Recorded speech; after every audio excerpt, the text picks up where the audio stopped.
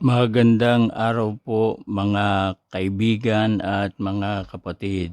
Ito pong muli si Brother Ren na sa pangalan ng Council of God ay umaasa na kayong lahat ay nasa maayos ng kalagayan pagkatapos ng mga nagdaang mga bagyo sa ating bansa.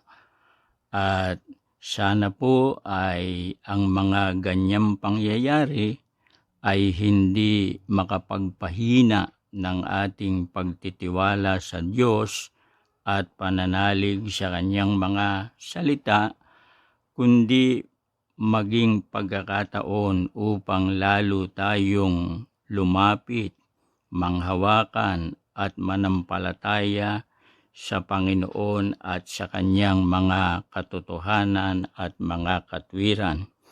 Dahil po diyan, minsan pa kayong inaanyayahan ni Brother Ren na inyo siyang samahan sa pagtalakay ng mga salita ng Diyos mula sa mga banal na kasulatan. At ang ating pong teksto ay mula sa sulat ng Propeta Isaias sa Kapitulo 43 at talatang 6, aking pong babasahin. Aking sasabihin sa hilagaan, bayaan mo, at sa timugan, huwag mong pigilin. Dalhin mo rito ang aking mga anak na lalaki na mula sa malayo at ang aking mga anak na babae na mula sa wakas ng lupa. Yung pong huling bahagi ng talata ay may nakasulat na wakas ng lupa. Sa tekstong English, ang nakalagay po ay ends of the earth o mga wakas ng lupa sa Pilipino. Ang paliwanag po ng INC 1914 sa nasabing phrase ay panahon o tiyempo, hindi po dako o lugar. Yan po ang mababasa natin na paliwanag ng Iglesia ni Cristo sa kanyang magasing pasugo sa January-February 1981 issue, page 5. Ating pong basahin. The time element involved in God's calling His servant is from the ends of the earth. Yun daw pong panahon na sangkot sa pagtawag ng Diyos sa kanyang lingkod ay mula sa mga wakas ng lupa, from the ends of the earth. Kaya sabi ng inyong lingkod kanina, yan ang paliwanag ng INC. Panahon o tiyempo ang mga wakas ng lupa. Sundan pa natin ang paliwanag ng Iglesia ni Cristo. Paano raw po malalaman na mga wakas ng lupa na ang ibig ipakahulugan ng INC ay panahon. Basahin naman natin sa kanyang magasing pasugo, August 5, page 15. Ito po. Among the signs he gave, that it is already the ends of the earth is a great war. Ang isa raw sa mga tanda na ibinigay niya o ng Panginoon na mga wakas ng lupa na o panahon ay isang great war. Ano po ang sabi ng INC? Kailan daw po yung panahong mga wakas ng lupa? Pag dumating na ang wika, yung isa sa mga tanda o nangyari na. Yung isa sa mga tanda na ibinigay ng Panginoon sa makatwid bagay gyera o Great War. At sapagkat ang sabi ng INC, isa yun sa mga tanda, ibig sabihin meron pang ibang mga tanda yung mga wakas ng lupa kung dumating na ito. Basahin po natin sa Biblia na dito hinango ng INC yung giyera o digmaan. Sa 24:6 ng Mateo, yun po ang basihan nila nung Great War. Pero sabi nga rin ng INC sa kanyang pasugo, meron pang ibang mga tanda. Kaya basahin din po natin. 6, at mga kakarinig kayo ng mga digmaan at mga alingaw-ngaw ng mga digmaan. Dito nila ibinatay yung giyera o Great War. Ano pa yung ibang mga tanda na sinabi rin sa pasugo na meron nga? 7, sapagkat magsisitindig ang bansa laban sa bansa at ang kaharian laban sa kaharian, at magkakagutom at lilindol sa iba't ibang dako.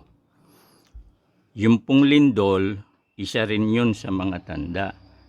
Yung kagutom, isa rin yun sa mga tanda. At yung mga salot sa tekstong Ingles, isa rin po sa mga tanda. Kaya yun ang tinutukoy ng INC, among the signs.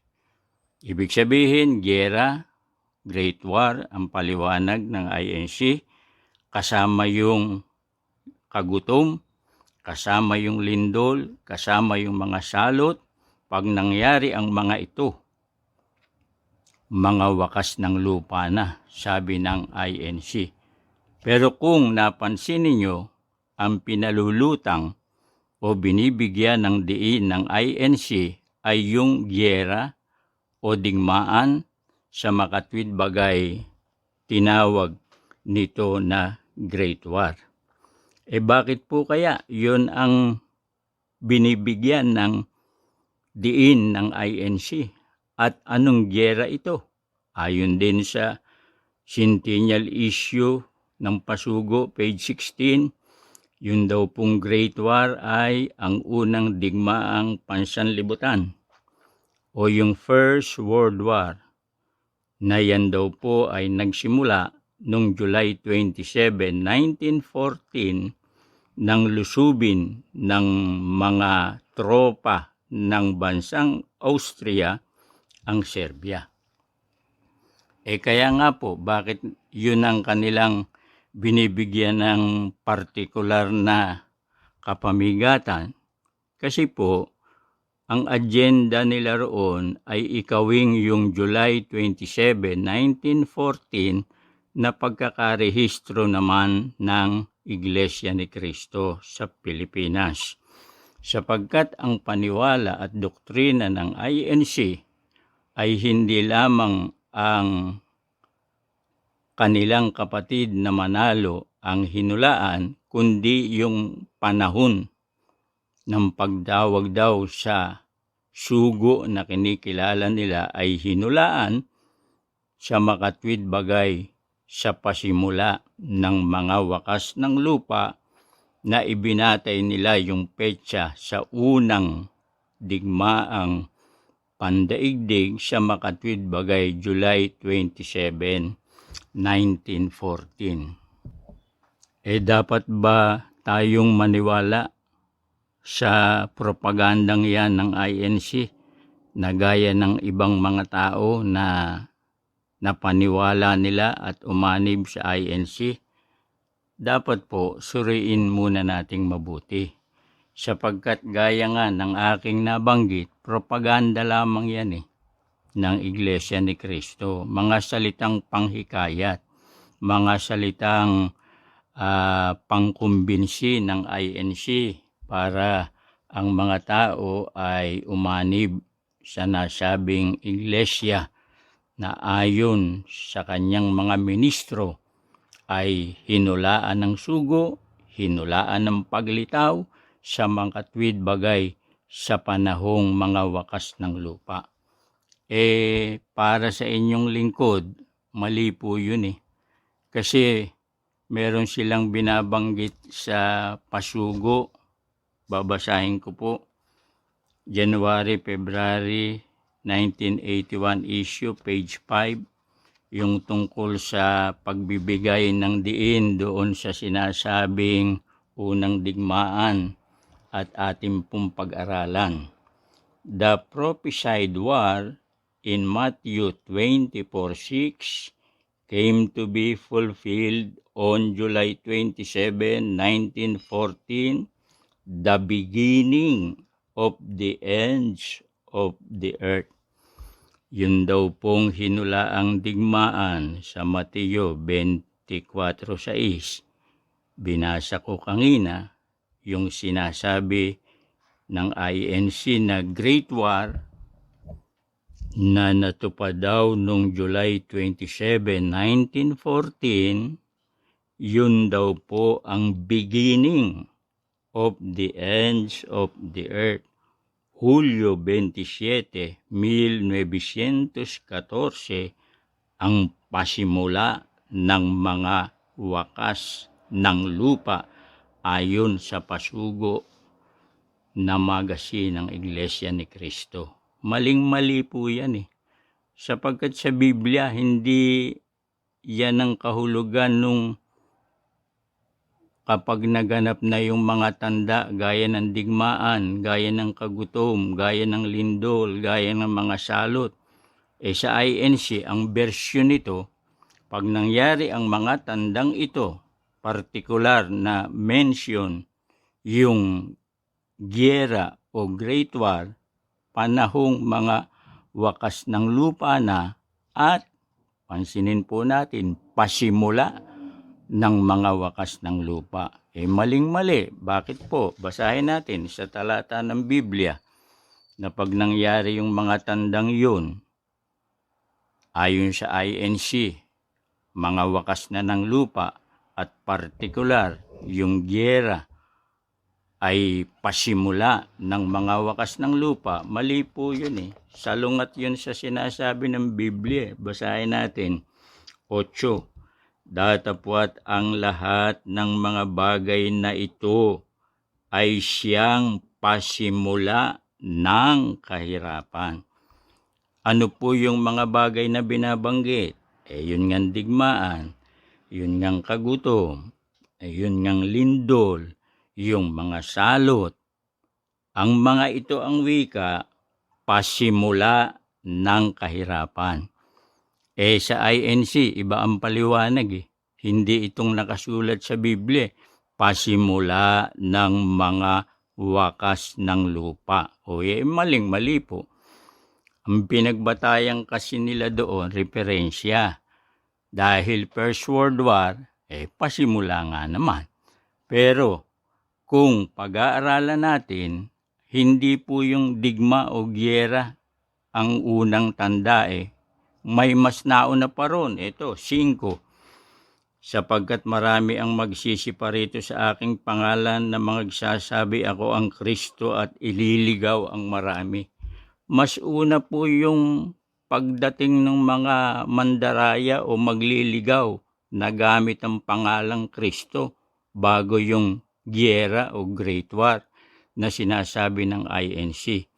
Kaya kung ibabatay sa Biblia, ang pasimula ng mga wakas ng lupa, granting na yun nga ay panahon, yung mga magdaraya na gamit ang pangalang Kristo at hindi digmaan.